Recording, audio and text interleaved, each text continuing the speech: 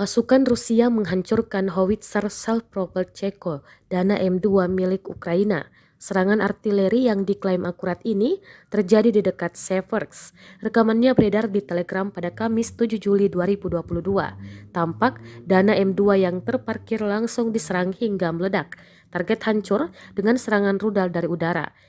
Alhasil apinya mengarah di sekitar area pertempuran. Diketahui hingga kini invasi Rusia ke Ukraina telah memasuki hari ke-134.